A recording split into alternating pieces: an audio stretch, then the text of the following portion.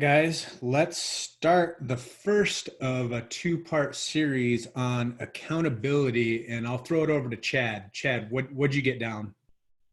Hey, good morning. Um, I love this topic. I know that I'm someone who definitely needs accountability. It helps me when I try to do things without accountability, they fizzle. And when I set myself up with accountability structure in place, then I'm much more likely to be successful. So something like this, this. So if I know that personal development's important to me, then it's important to set something up in place. So, a couple of years ago now, I was like, okay, at least twice a week, I want to get together with a group of people. So let's do Tuesday and Thursday mornings. And we've been doing it ever since, almost every week. So one of the first things he said was when we do something, and I love that idea of doing something. My recommendation is that we all do something. Elijah says hi. We all do something every single day. And when we do something, we are dropping a stone in the pond. And I love that concept of that, because we all know what the ripple looks like. And it reminds me of the idea of, you never know where the ripple is going to end up either. I heard one time that you can always count, if you open up an apple, you can count all the seeds that are in the apple, but you can never count how many apples are going to come from each seed. So as long as we're putting seeds out there, we're like the farmer, we're just sowing seeds. Some are going to, get eaten by the birds or whatever and do nothing. And then other seeds are going to grow, and they're going to turn into trees that turn into more apples, that turn into more trees, that turn into more apples. So that was kind of the first one. I love when he starts talking about the law of attraction and values is what brings people together. It's like in It Works specifically, I think it's super, super important that we identify what some people would say our avatar is. Who is your dream? Like in a perfect world, who is it that you want to recruit? What values do they have? What is their life like, right? And really get specific on this, because when we determine who we would really like to have on our team, then we have to go to work on becoming that person. We have to go to work on becoming the person that we want to recruit, because then we're going to attract the people into our business that we want to recruit. So he said set of values is what brings people together. And three, I was talking to my son about this yesterday, is reputation versus character, and how it's so important that those are the same. Reputation is who people think we are, but character is who we really are. And so if those aren't the same, then that causes a major rift in our life, because you end up frustrated, because it's like you're living a double life. You're this person over here in front of people, but then you're this person in your alone time. And the more that those line up, then the better everything becomes. A couple more here. The last, or number 4, is what would motivate an employee to put a suggestion in the suggestion box? Best leaders are humble. I love this idea, because the best leaders in It Works are the ones that are open to correction. They're open to ideas. They're open to change. They have that safe. They've created an environment where everybody feels safe, where they can come to them. If they're frustrated about something, they can come to them. It's just an open dialogue where it feels safe. And I think that's so important, that we create that kind of environment, instead of the I talk, you listen environment, or you do what I say. I don't want to hear any, pushback kind of thing. And I got to experience that a lot when I was in the military, the type of leader who you just don't, you don't bring anything to their attention because it's not going to go well. Right?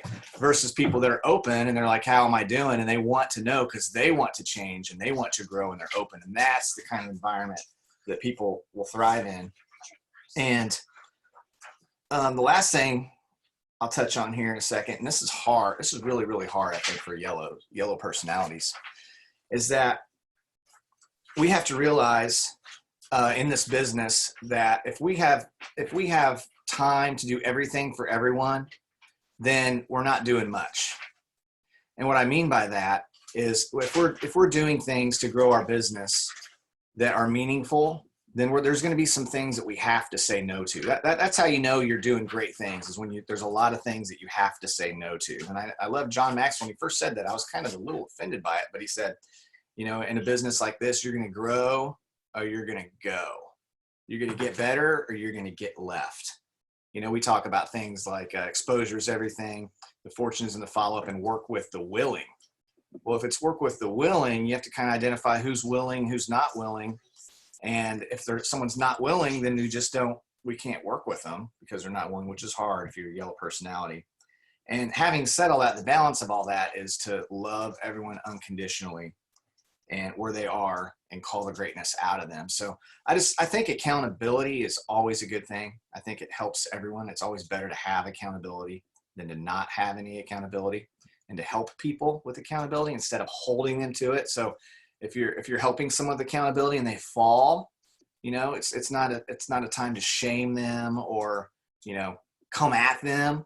It's just, hey, that when someone falls, just help them up, and then hold them accountable and see what happens. So that's what I got for today, but I'm going to definitely get that guy's book.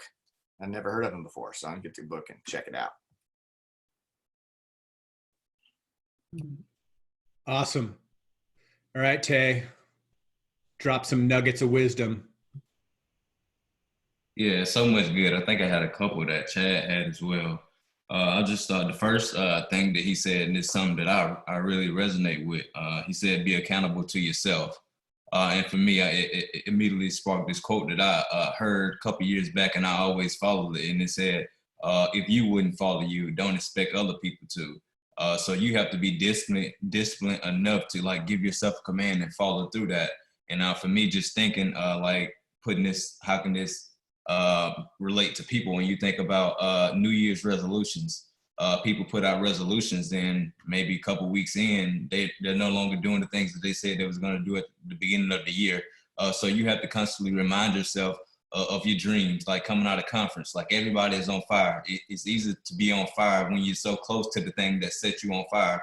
But as you get further away from it, like how are you going to continue to feed that fire? And you do so by just continuing to showing up to Zooms, continue showing up to personal development, continue to do the things that you said you was going to do at the beginning of the year. So that really stuck out to me. The second thing, and this is what Josh said, he said, hold yourself to a higher standard. And for me, I thought about what Joe said at the beginning of the Zoom. He said, how about, you know, we stay accountable to the work that we're doing at the end of the month and let that carry over into the beginning of the month. And for me, I think as you set that higher standard, you will understand like your team is going to go exactly where you lead them. So if you're just waiting to the 25th to actually start to kick in and really do the work, then you have to understand like your team is going to do the same thing. But if you set that pace at the beginning of the month, if you start to have those power 30s, as you start to have those Zooms, those work it Zooms, as you start to do these things at the beginning, your team is going to follow suit because they're looking for somebody who are going to lead them. Not people who are going to tell them what to do and expect them to get it done. They want to see you out front doing those things. So I think you have to set the standards high and you can't waver from it. Because I think as you set it high, like it's almost like what John Maxwell said, like you're going to separate the winners from the whiners. The winners are going to show up and the people who don't want to work are not going to show up and do these things. And you're going to be able to really see the people who really want the things that they said they wanted when they first signed up. So and just the third thing, this one that Chad touched on as well, and he said a set of values bring people together, and I love that because it made me think about just listening to my wife, and she was telling about how she started to tell her story differently, and how she started to like really, she got to where she kind of recognized the story that she was telling was attracting certain types of people who was relating to that story. So instead of just telling her story in the same way that she did, she started to incorporate her values in that. Like, I'm a hard worker, so I'm looking for hardworking women. Like, I love building relationships, so I'm looking for women who want to be around other inspiring women who are going to continue to lift each other up. So I just challenge you guys, as you share your story, like, add your values in there. What, like Chad said, like, what type of people are you looking for? Like, what would be the ideal person that you would love to work with? Put that in your story. Put that in the post that you post. And I think as you put your values out there and you stay on those values, like you said, you have to build on your values and you have to protect your values. So you have to continue just to everything that you do, you have to push your values out in front, that you are a hard worker, that you are a person who believes in personal development, that you are a person who loves to help people and who loves to help people get better. So I think as you identify the things that you really want and stick to that, then you will draw the people who also have those same values as well. And the last thing that he said, and I think this is probably one of the most important for me, because I'm a yellow at heart, so it just kind of hit me a little differently. He said, we make a difference. We make a difference. We make a difference every time we interact with people. And for me, I think you don't have to be, because, you know, we have the social distance now. So it's the same with social media. Like when people leave your social media page, Facebook, Instagram, TikTok, are they leaving full or are they leaving empty? Like, what are you putting out? What are you feeding people? Are you continuing to feed them the positivity, or are you feeding them with negativity? So I think you have to understand this one thing that he said, and I just love this. He said the way that we live will rub off on other people. So I think you just have to be intentional, and you really have to be intentional about how you're living and the things that you're putting out, knowing that people are watching you. People who probably would never tell you that they're watching you, people who dislike you, those people are watching you and waiting on you to fail. But at the same time, as they continue to watch you, you're starting to rub off on them. So I think you just have to be intentional with the way that you live and just understand people, regardless of what rank you're at right now, people are watching you. They've seen the things that you struggle with, and they're watching how you responding to those things. We see you posting the Bible verses, and we see you struggling. How are you responding to these things? Like, how big is your faith really? So I think you just have to understand, like, your faith is always put out in the open. The things that you're going through, it isn't something physical. It's something that's going on within your mindset and within your faith. And I think you just have to continue to look at it in that manner, knowing that if you just continue to persevere, as you just continue to push through those things, not only are you helping yourself, but you're helping a lot of other people who don't have the strength that you have to be out in the open talking about your struggles and still fighting those battles head on every single day. So just understand, most of the battles that you're facing is not just a battle for you. You're fighting for a lot of people who don't have the strength and the voice to be loud about it and continue to fight it. So just be purposeful of how you're living, and just be loud about your faith, be loud about this company and the opportunity that we have. And I think as you do so, like, you'll be able to impact people in ways that you probably didn't think you could before. So that's what I have, and just so much good. And I think I'll get that book too, because my perspective on accountability was totally different. Mine was always, you know, that gym partner. And I'm like, I don't want somebody to tell me what I got to eat, how I got to work out. So my perspective on accountability has changed. And that's just because I was open enough to, like, actually listen to people who actually study this, actually, you know, building like a brand off of this thing. So I'm definitely interested in just getting this book and just digging deeper into, like, how I can better myself and be more accountable, not only to myself, but to other people as well. So good. And I'll kind of pick up where you kind of left that. You know, accountability is not punishment. You know, that's one of the big things, is accountability is not punishment, but that's what most of us think it is. I love how Sam, and for those of you that are listening, this is Sam Silverstein and his book, No Matter What, the 10 Commitments of Accountability. He said, accountability is the highest form of leadership. I love that. And you know, I'll take it a step further and go, accountability is biblical. I pulled out my men's devotional. If you guys haven't jumped on Men, Every Man a Warrior, make sure you get this book. And in one of the first 3 lessons, it gets right into accountability. It says, Ecclesiastes 4:9-10, 2 are better than 1, because they have a good return for their work. If one falls down, his friend can help him back up. But pity the man who falls and has no one to help him up. Guys, when you have somebody that you are accountable for or accountable to, it allows you to work harder, go further, create more than you ever could on your own. That's why I love what we do with It Works, because we're here to build teams. You know, maybe you don't have somebody on your sideline that you're accountable to. Sideline partners are great because of the fact that if you're both going for the same goal, you can hold each other accountable to getting to that goal. You know, when you're looking at your leader, sometimes you don't want them to keep you accountable because it feels like they're barking orders at you. But if it's somebody that's going along that exact same journey with you, it's much easier because it almost turns into a competition. You're keeping each other accountable to your goals, and it becomes a race to see who can get there first. You know, I love the comment of success is leaving people better than you found them. And that accountability starts with yourself, but then spreads to the rest of your team. Using accountability as a ripple effect, the thought process of you're throwing a rock into the pond and the ripples take effect. Well, you're the rock that goes into the pond. Your decisions that you make don't just affect you. That second ripple is when it touches somebody else and affects them.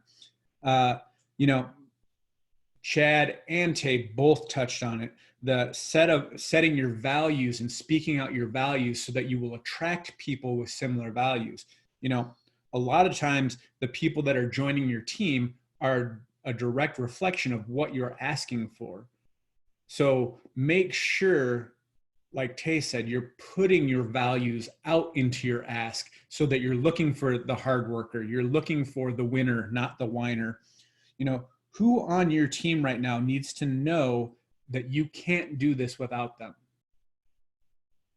Guys, I'm going to go in and tell my leadership today that I can't do this without them. They already know that. I see Rachel on here smiling. Can't do it without you. Guys, this is a team-oriented business. We can't do it alone. It's something that you have to do together.